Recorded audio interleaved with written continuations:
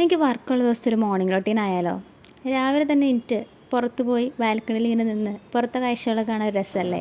ഇങ്ങനെ കാഴ്ചകളൊക്കെ കണ്ടിരുന്നപ്പോഴാണ് ഓർത്ത് ഉച്ചത്തേക്ക് ലഞ്ച് വെച്ചിട്ടില്ലാന്ന്. കിച്ചണിൽ പോയി നോക്കിയത്തേക്കും ഫ്രണ്ട് എണീറ്റ് വന്ന് ചോറൊക്കെ വെച്ചിട്ടുണ്ടായിരുന്നു. പിന്നെ ഒന്ന് ഈസി ആയിട്ടൊരു പരിപ്പ് കറി വെക്കാമെന്ന് വിചാരിച്ചു. ജസ്റ്റ് ഒരു സവാളയും ഒരു പച്ചമുളകൊക്കെ ഉണ്ടെങ്കിൽ നമുക്ക് സുഖമായിട്ട് വെക്കാൻ പറ്റുന്നതാണ് പരിപ്പ് കറി. നമ്മളെപ്പോലുള്ള ബാച്ചിലേഴ്സിന് ഇത് തന്നെ ധാരാളം. ടേസ്റ്റിനായിട്ട് ഞാൻ കുറച്ച് കായപ്പൊടിയും കൂടിയാണ് എക്സ്ട്രാ ആഡ് ചെയ്തിട്ടുള്ളത്. പിന്നെ ഇത് തൃശ്ശൂരുകാരുടെ ഒരു ഫേവറേറ്റ് സാധനമാണ് പരിപ്പ് കറി.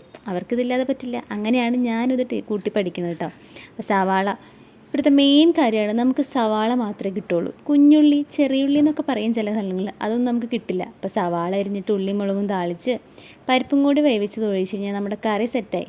പിന്നെ വേണമെങ്കിൽ ഒരു ഭംഗിക്ക് നമുക്ക് കുറച്ചുകൂടി മുളക് പൊടിയോ കുറച്ച് ഫ്ലേവറിനായിട്ട് എന്തെങ്കിലുമൊക്കെ ആഡ് ചെയ്യാം.